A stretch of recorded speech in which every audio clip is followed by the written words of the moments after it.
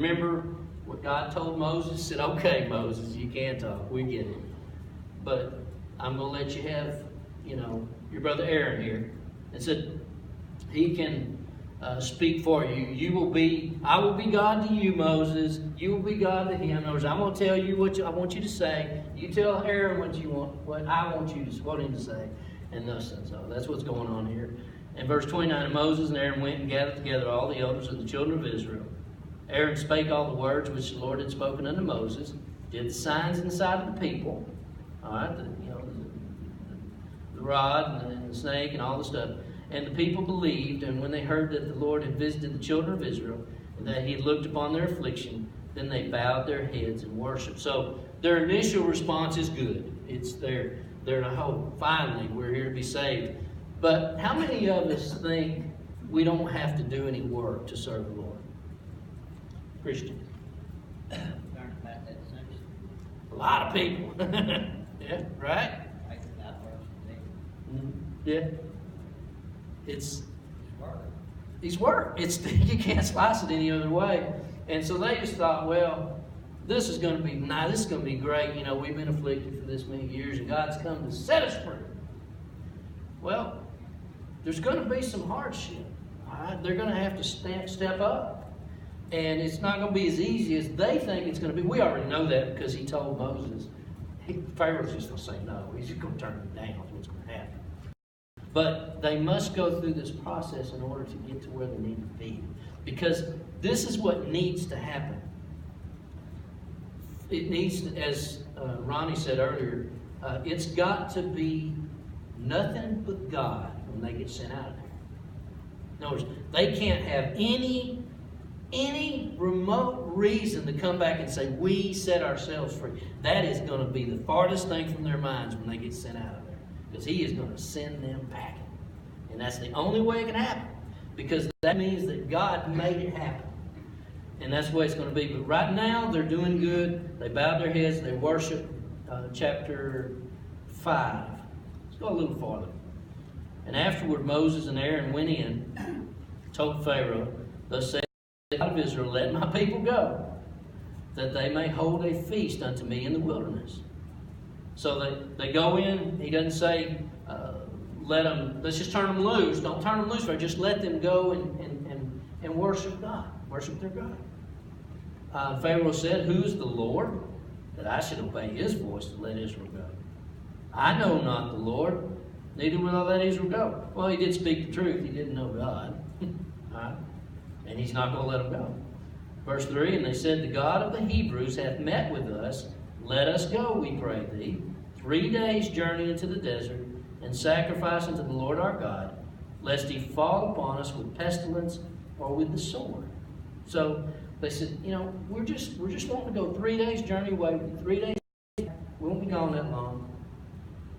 Verse 4, and the king of Egypt said unto them, wherefore do ye, Moses and Aaron, let the people from their works get you under your burdens? Moses, Aaron, you don't realize who you're messing with here. I'm king. I'm Pharaoh. I'm God. He says, you're keeping my people from working. You need to get back to your burdens. Quit wasting my time and their time. And Pharaoh in verse 5 said, behold, the people of the land now are many, and you make them rest from their burden. I got a lot of workers out here, Moses. You're wasting my time. I need them busy. Pharaoh commanded the same day the taskmaster of the people and their officers, saying, ye shall no more give the people straw to make brick as heretofore. Let them go and gather straw for themselves. So instead of letting them go, he's going to make their task even harder. The straw that he was given to make the brick strong, he's not going to give it to them anymore. Verse 8, and the tale of the bricks which they did make heretofore, ye shall lay upon them, ye shall not diminish aught thereof, for they be idle, therefore they cry, saying, let us go and sacrifice to our God. He says, not only am I going to take the straw from them and make them go find their own straw, I want them to do it in the same amount of time they did it when we gave them straw. Okay? It says, verse 9, let their more work be laid upon the men that they are therein, and let them not regard vain words. I'll work them so hard they don't have time to think about God. And the taskmasters of the people went out And they spake to the people, saying, Thus saith Pharaoh, I will not give you straw. Go ye, get your straw where you can find it, yet not aught of your work shall be diminished. So the people were scattered abroad throughout all the land of Egypt to gather stubble instead of straw. The taskmasters hasted them, saying, Fulfill your works, your daily task, as was straw. And the officers of the children of Israel, which Pharaoh's taskmasters set over them, were beaten and demanded, Wherefore have ye not fulfilled your task in making brick, both yesterday and today as heretofore? And so then, when they didn't have the brick manufactured, as soon as they did, when they had straw, they beat them even more. And they came down on them even harder. Then the verse 15, the officers of the children of Israel came and cried unto Pharaoh, saying, Wherefore dealest thou thus with thy servants? Why are you doing this to us? There's no straw given unto thy servants. And they say to us, Make brick. Behold, thy servants are beaten. But the fault is in thine own people. But he said, Ye are idle. Therefore ye say, Let us go and do sacrifice to the Lord. You know, if you hadn't been wasting time, you hadn't been coming to me with this worshiping thing, you brought it on yourself. It says in 18, Go therefore now and work, for there shall no straw be given you, yet shall ye deliver the tale of bricks. Same amount. And the officers of the children of Israel did see that they were in equal case, after it was said, Ye shall not minish aught from your bricks of your daily task. And they met Moses and Aaron, who stood in the way as they came forth from Pharaoh. Can you imagine that was a happy meeting? It says, And they said unto them, The Lord look upon you and judge, because ye have made our Savior to be abhorred in the eyes of Pharaoh, and the eyes of his servants, to put a sword in their hand to slay us. This was the first of many murmurings to come. All right? For Moses, anyway. Moses returned unto the Lord and said, Lord, wherefore hast thou so evil entreated this people? Why is it that thou hast sent me? You remember, God already told him, Pharaoh's going to turn you down, Moses. He's going to turn us down flat.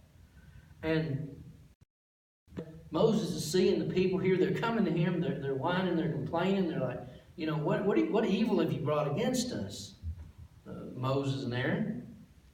And he goes back to God with it. Why did you send me?